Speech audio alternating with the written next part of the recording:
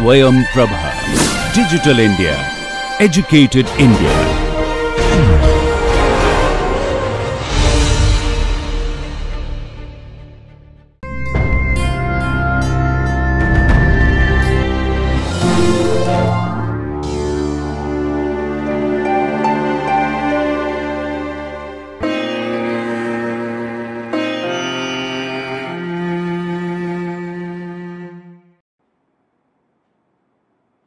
Hello everyone, I welcome you to the course Nursing Research and Statistics, and today the topic of the lecture is dissemination of the research findings. I have divided this particular topic into two parts. So today we will be talking about the part 1, that what are the outlets for the dissemination of the research findings. I am Dr. Harmeet Kaur Kang from Chitkara University, Punjab. So before moving forward, let us see what are the learning outcomes of today's lecture. So at the end of the lecture, students will be able to understand the different outlets for communicating the research findings, and they will also be able to understand that what are the steps for preparing for the communication of the findings of the research study. So what is dissemination of the research findings? See, if you have conducted a research study and you have not communicated your findings to the fraternity of nursing, then it is of no use. So whatever research findings you have got after conducting the research study, it is your moral responsibility that you should communicate your findings to everybody, so that if there are any compelling results which you have found which can help in improving the nursing practice or improving the nursing education or administrative skills, then the nursing fraternity should know that, so that they can improve the practice. So dissemination of research findings is very, very important. So whenever you have to think of disseminating your research findings, the first step is selecting a communication outlet. Then you have to see that the outlet which you are using, what type of audience will be there.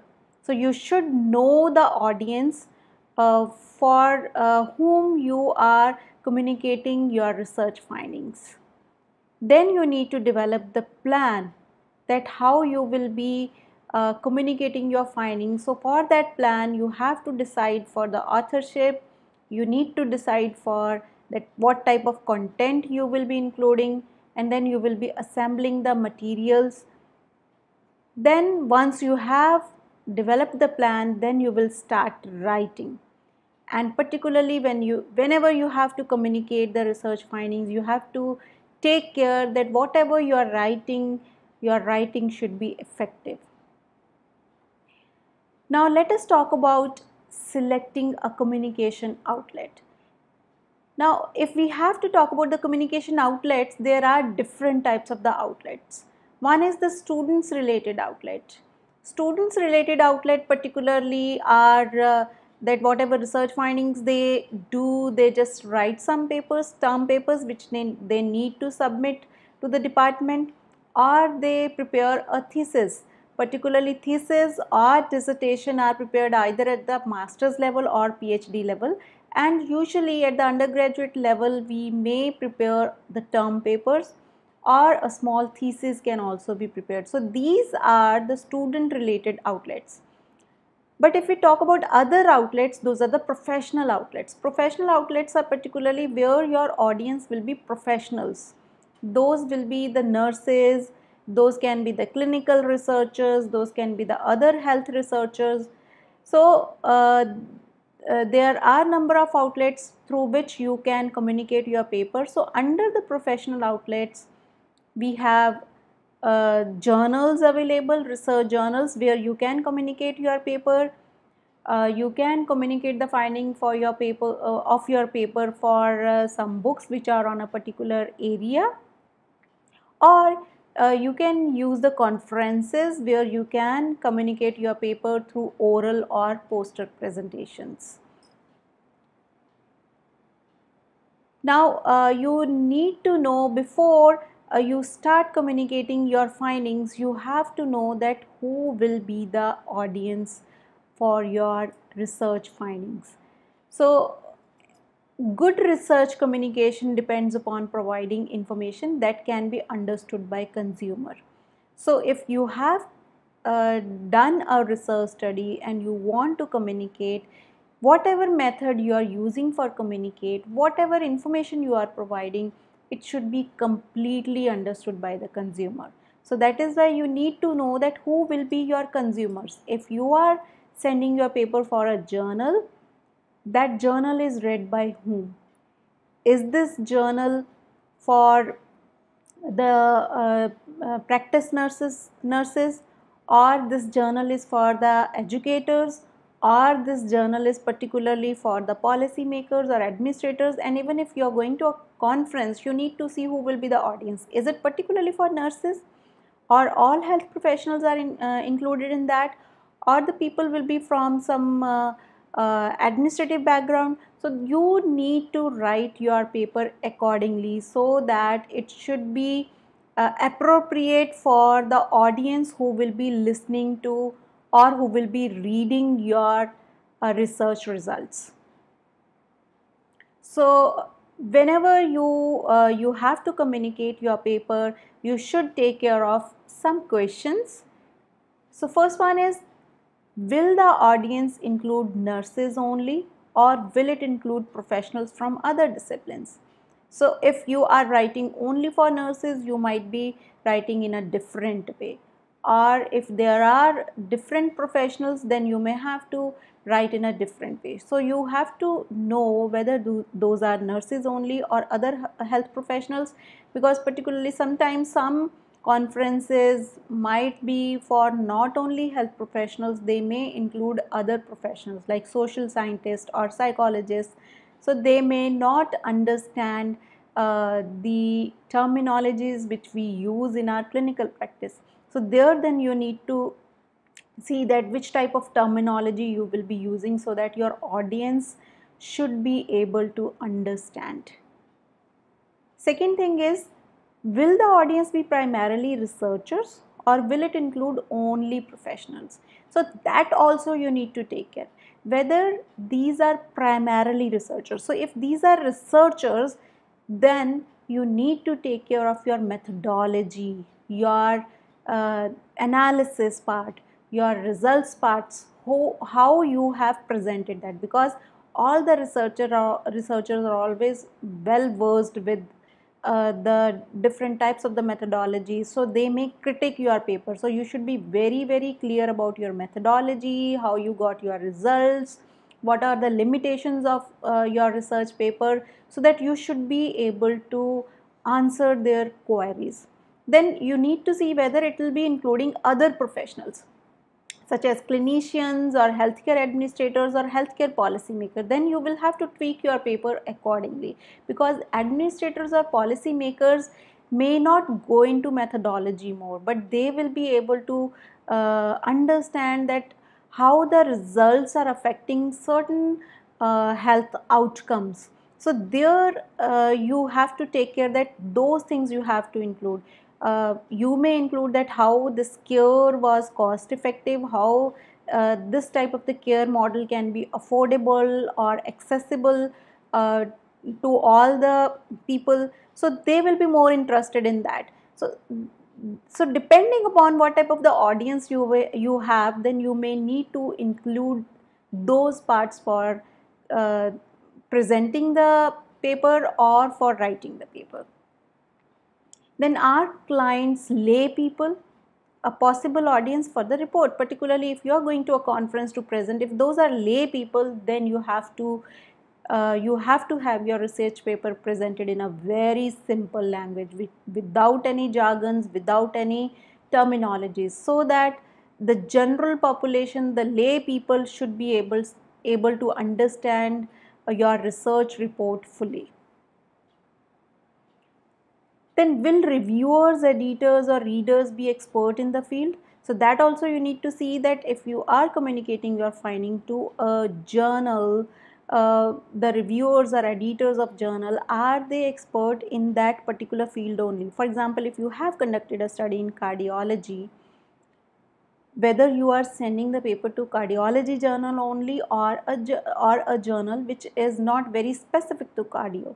So then you need to see whether your reviewers or editors are expert in that field, whether they will be understanding the complexities of your paper or not, and then you will be writing accordingly. So if they are particularly from same field, they are experts in the field, then you need to take care of all the complexities which are there in cardiology or in that particular field, and that should be very, very clear in your paper, so that it should not be rejected by them.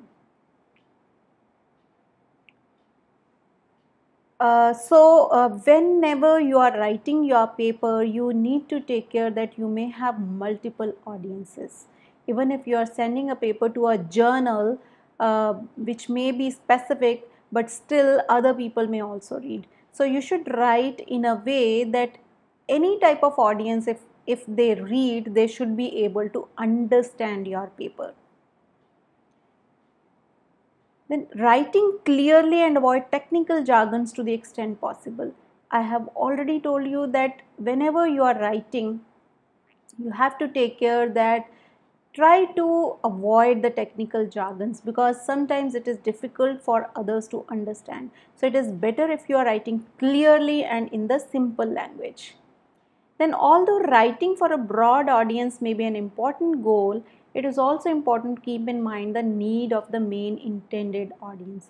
So although I told you that you have to write keeping in mind that multiple audience will be there, but still you need to see that what is the main intended audience. Is it researchers?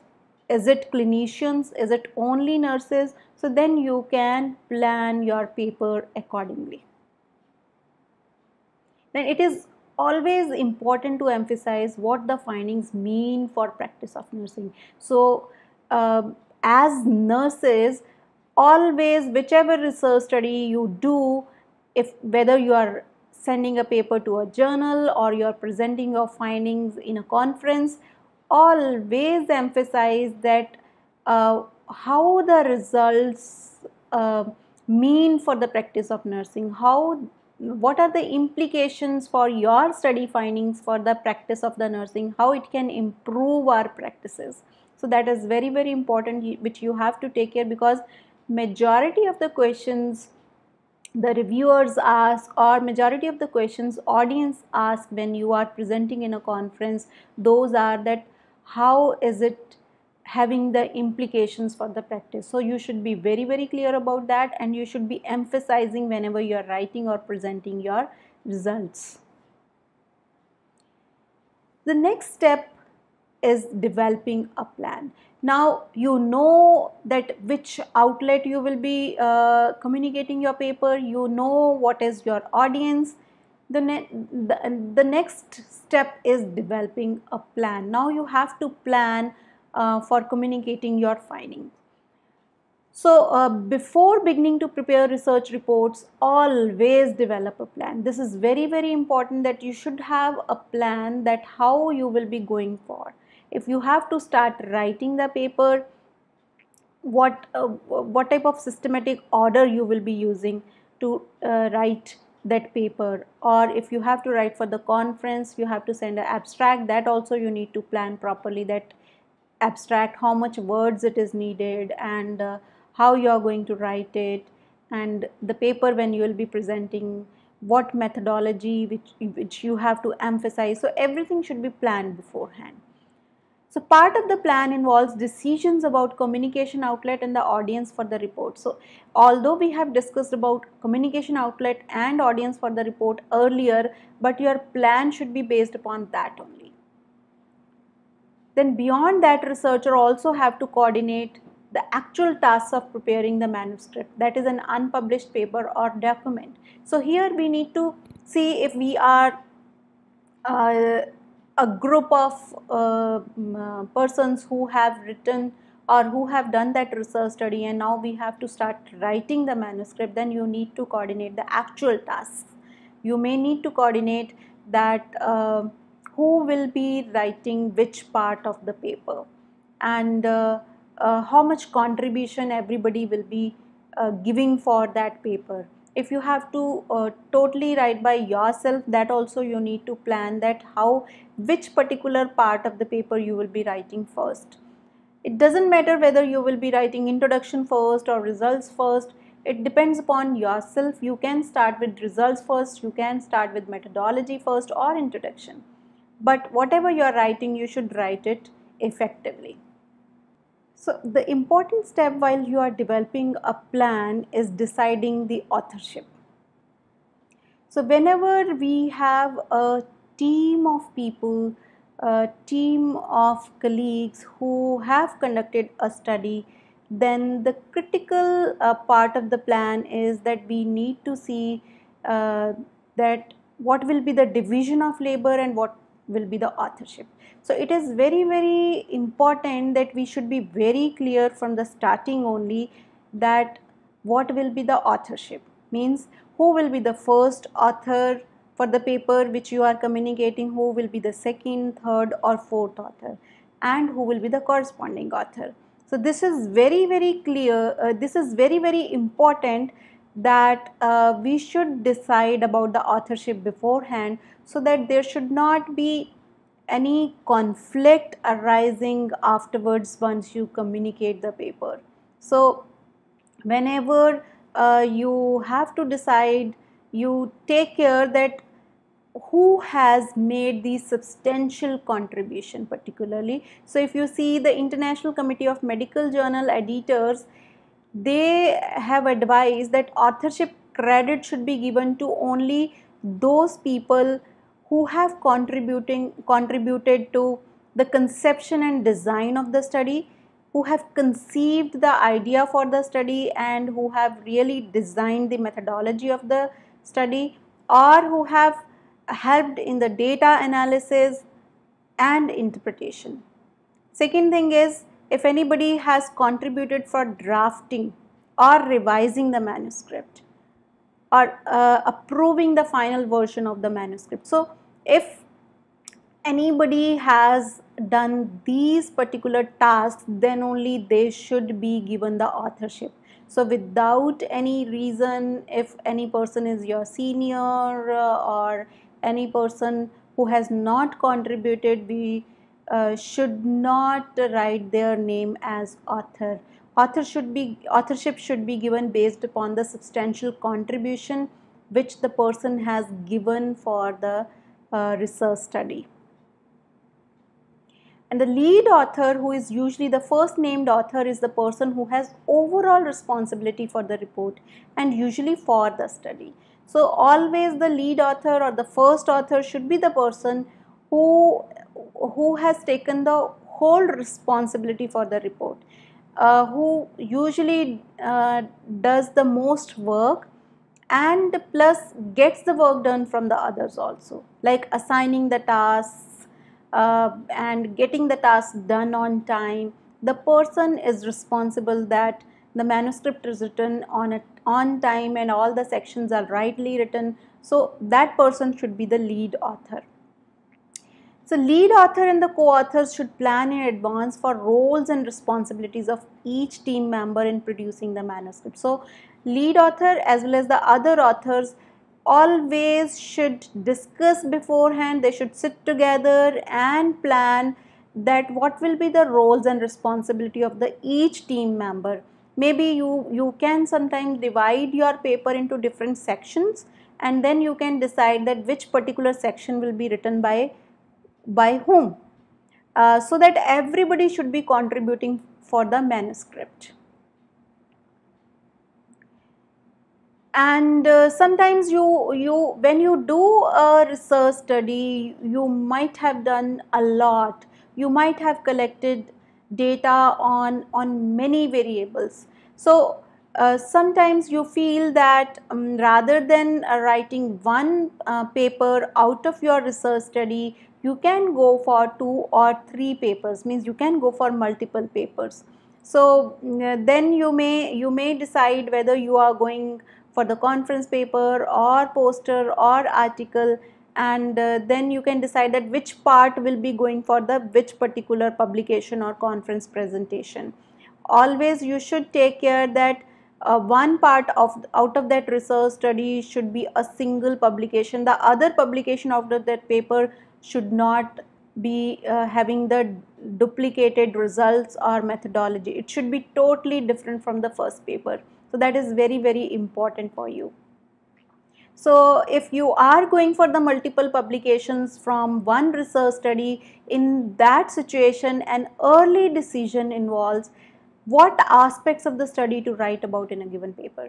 So you need to decide that which particular aspects of your study will go in the first paper, which aspects will be going into the second paper, and how you can make these papers different, and how you can ensure that there is no duplication of the information.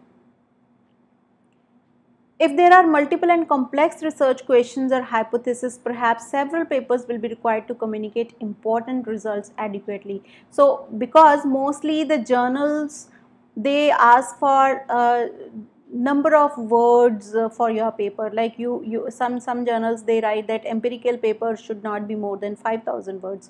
So if you have conducted a study which was having multiple research questions or complex research questions, then you may not be able to give the whole information in one paper. Then you may have to go for multiple publications so that all the results which you have got from your research study you can communicate adequately.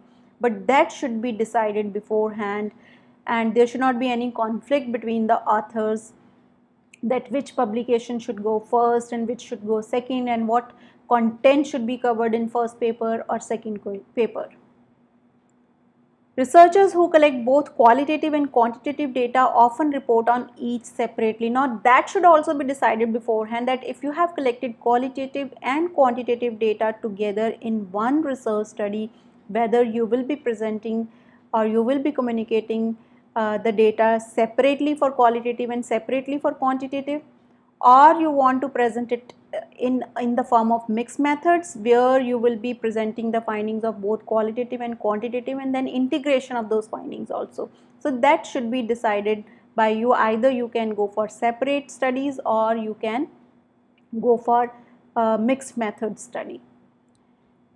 And sometimes there are substantive theoretical and methodological findings, each of which is intended for different audience and merit separate papers. And sometimes you feel that the methodology or the theoretical background or some findings are different from others, which should go for different papers only. So you can decide that which paper should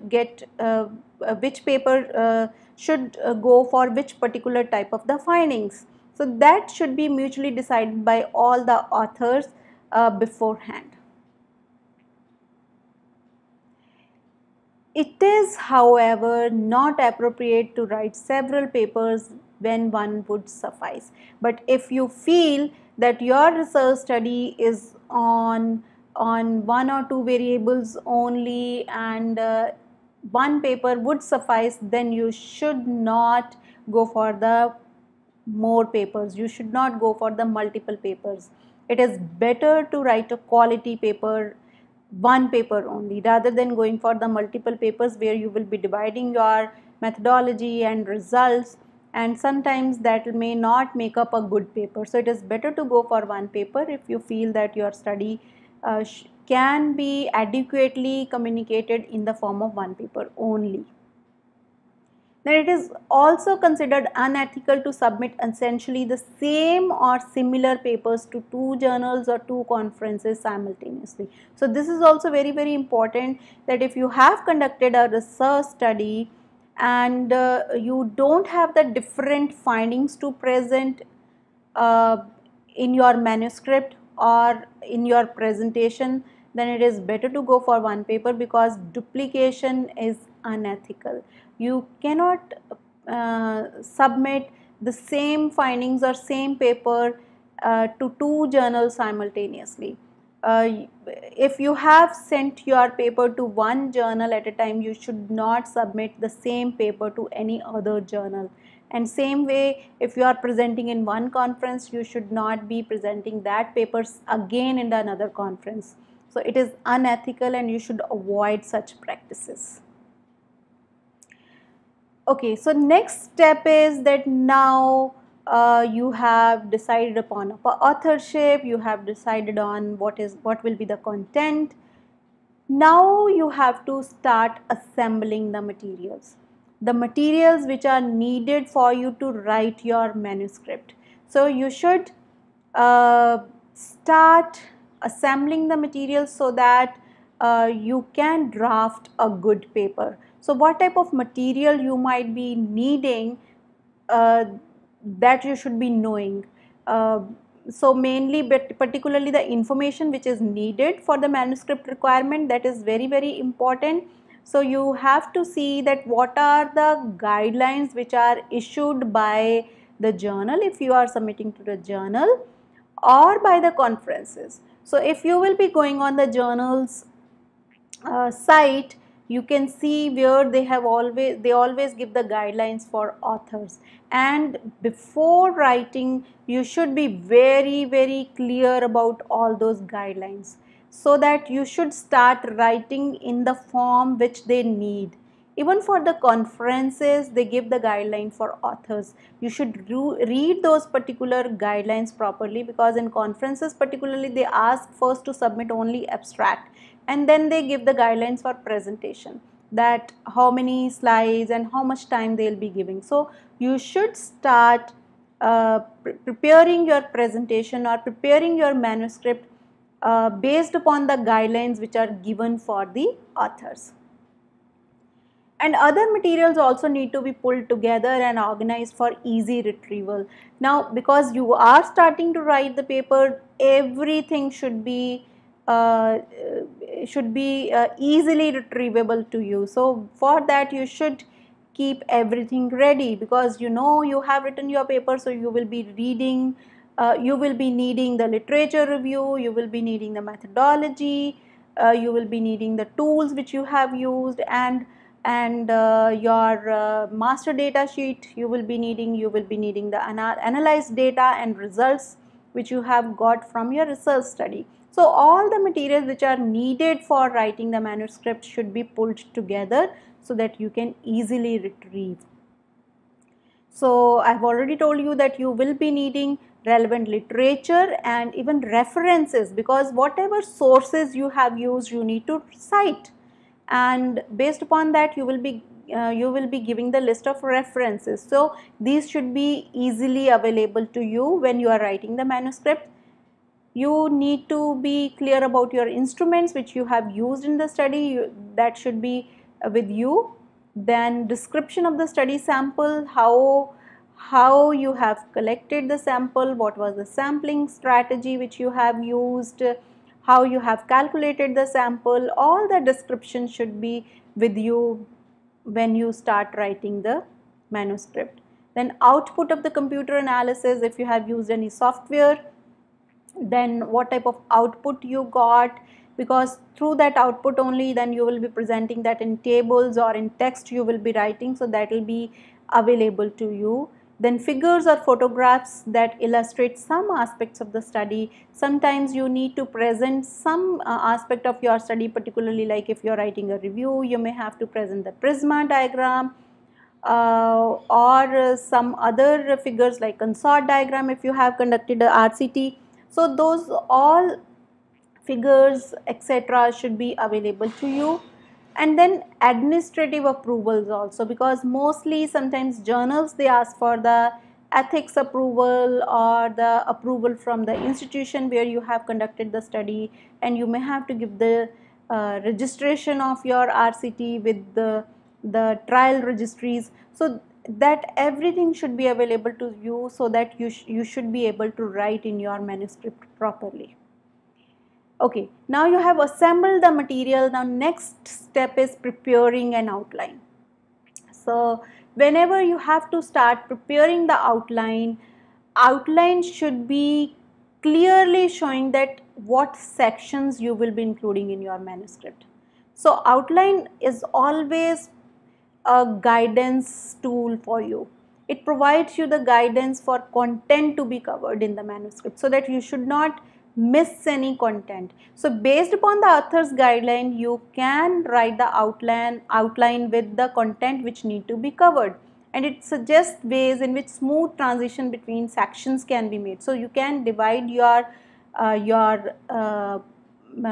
plan of manuscript into different sections, and then you can start writing. Research reports usually follow a fixed flow of content, as when I explained you about all the steps of the research. You know that you have to start with introduction, then you will be writing methodology, then your results, and then discussion. So mostly the research reports follow a fixed flow of content, and as we subsequently discuss, but an outline with major headings and subheadings can help the researcher to get an overview of the task ahead. So if in our outline we write the major headings and subheadings which we need to write in our manuscript, then we will be able to complete the task in a smooth way. Then a written outline is essential if there are multiple co-authors which each have responsibility for different sections of the manuscript. So always we should have, if we are having the sections and major headings of the paper which we will be writing, then we can divide between our authors, that which author will be responsible for writing which section. Then it will be, there will not be any conflict, and you can do or complete your work within the timelines. And the overall outline and individual assignments should be developed collaboratively. Always you should discuss, you should sit together, and then you should decide that which particular part will be assigned to which author. And one final advantage of having an outline is that it can be incorporated into a timeline. So basically, because now through the outline you know that these sections have to be covered, and then you can set the goals or deadlines, that maybe first maybe all the authors at a time will be starting, maybe first author will be writing introduction, the other author will be writing methodology. Then you may decide that by which date they have to complete that particular section. So through that you can give the deadlines for completing the manuscript, and manuscript can be completed within the timeline. And sometimes if we do not set the timelines, it may take months for a small manuscript also to write. So if you are having outline and you have set the timelines, then it is easy to write the manuscript. So this is one example which I have given. I use this type of the research paper outline, where I always write that what are the total words which are needed for you to write the manuscript. Then you divide the manuscript into different sections which are based upon the author's guideline. Mostly the journals give the information that your paper or manuscript should be written in these headings. Then you can prepare this outline and you can discuss between all the authors that which particular part will be written by which author, and you can set the timelines. Okay, now you are having the outline, now you have to start writing. But how to write effectively? Mostly many researchers, they have all the assembled material with them, and they have the outline also, but they find it difficult to write effectively, or they find it difficult to start writing. So first thing I'll say is that do it. So if you have everything with you, you have to start doing it. So you have to get in habit of writing, even if it is only 10 to 15 minutes a day. So even if in a day you can devote 10 to 15 minutes for writing, you should write. Otherwise you will not be able to start writing your manuscript. And a research report does not have to be written in a linear fashion from the beginning to end. So I have already told you that it is not compulsory that you have to start from beginning only. Some people feel that they can write better methodology first, and then they can go for results or discussion, and some people they straight away start with results. So it is okay. From which part you want to start, it is your own wish, and you can start writing from end or you can start writing from beginning. Then writing can start in the middle, for example by describing something you know well, like who the study participants were or what hypotheses were addressed. So you can start writing anywhere. Then writing is a bit like learning to swim or play the piano. So if you will keep on writing, then you will learn how to write. It is not easy for everybody to write effectively, but it is a skill which you learn by practicing. So if you keep on writing, then slowly it will get easier for you to write. So just like we can learn swimming, just like we can learn playing piano, so you can start writing effectively if you keep on practicing. Then writing a first draft is harder than editing and revising. So mostly the first draft is difficult to write, because the person, he feels that he is not able to put whatever he wants to write in words. But once you start writing it, then if your first draft is complete, then your task becomes easy. You can edit it and revise it. So mostly if you will talk to anybody who write the manuscript, so they say that it is difficult to start writing, and after writing, if your first draft is over, then mostly it becomes easy for them. And it is usually better to write a draft in its entirety and then go back later to rewrite the awkward sentences. So once you start writing, keep on writing. Don't feel that whatever I am writing it is wrong or I have not used the good sentences. You just complete your first draft. And once your first draft is over, then you should go back later to rewrite the awkward sentences. Then you should correct the spellings and grammatical errors, and you can reorganize the sentences or paragraphs. And plus you can also insert some more compelling or precise words and smooth the transitions and generally polish it up. So once your first draft is over, then you can polish it, because in the starting, at least whatever is in your mind, you should be able to jot down, you should be able to write, and afterwards then we can revise it, we can edit it, we can polish it. Okay, now we have discussed that how you have to write your manuscript, but then you should also know that what are the types of the research reports. Like research reports, you may go for thesis and dissertation, you may go for journal articles which can be print or online, or you can go for presentations at the professional conferences. So thesis and dissertation are particularly which are completed by the students. So earlier in nursing, particularly at undergraduate level, it was not a compulsory subject or compulsion to write the dissertation, but now at undergraduate level also research report or research project is an essential requirement. So mostly the universities, they give some preferred format for the dissertation which the students have to write.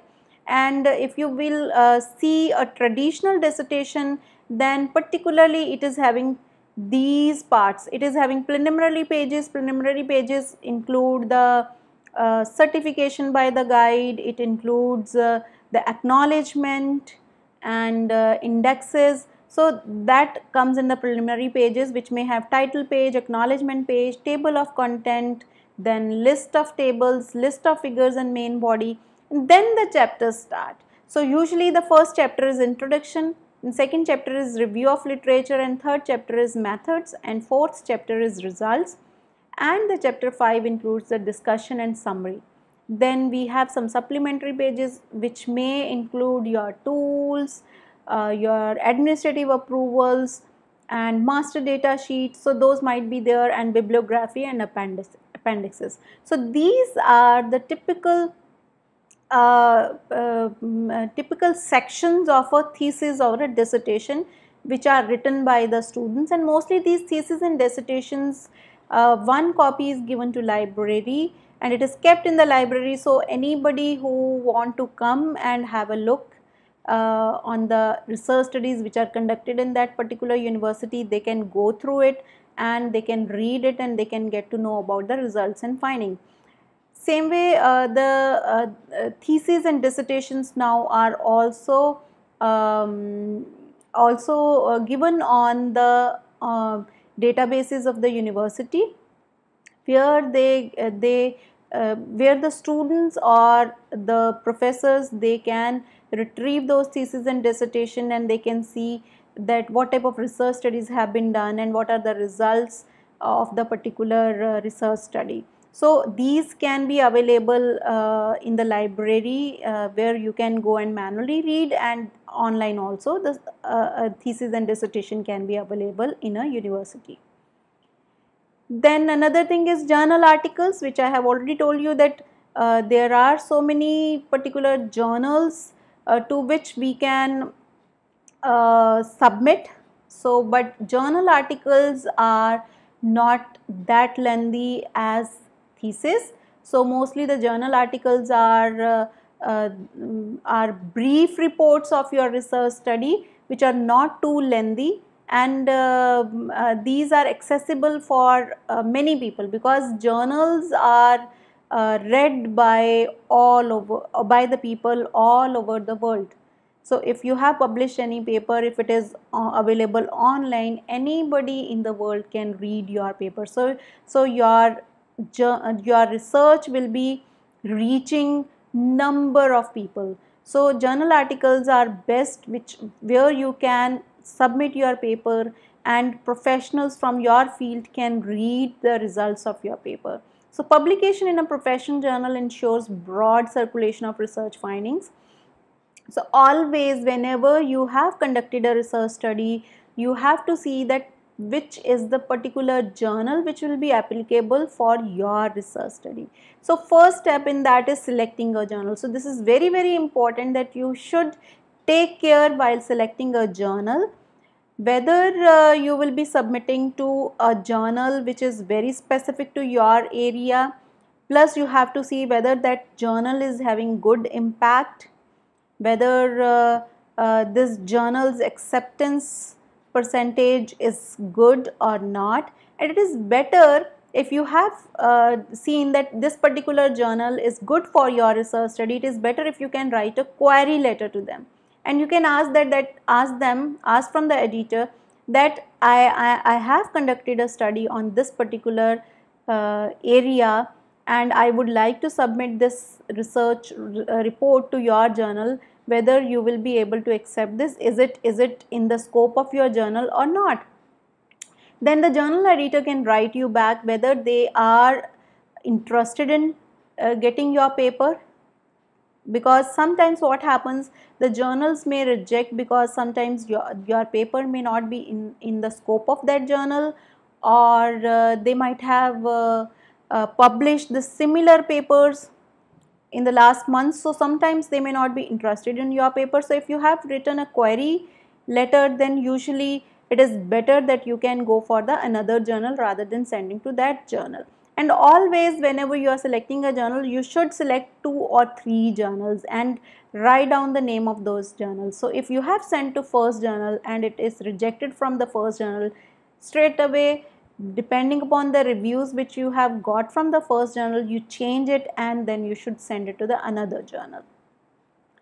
Okay, now once you have selected a journal, then you have to prepare the manuscript. So I have already discussed with you that how you should prepare the manuscript. You should write it effectively, you should write clearly about your methodology, your need for the study, you should write clearly about your results, and you should discuss about limitations and implications for the nursing practice. So once you have written the manuscript, then you submit your manuscript, and all the journals have different methods for the submission of the manuscript. Some are having some online platforms where you can submit, and some journals ask to send it by mail. So you need to see that what is the submission process of the manuscript for a particular journal, and you should communicate or submit accordingly. Then usually manuscript review comes, where the manuscript is sent to the reviewers, and if reviewers say that these particular changes has to be done, then they send it back to the authors, and manuscript is changed or revised by the authors, then it is again submitted.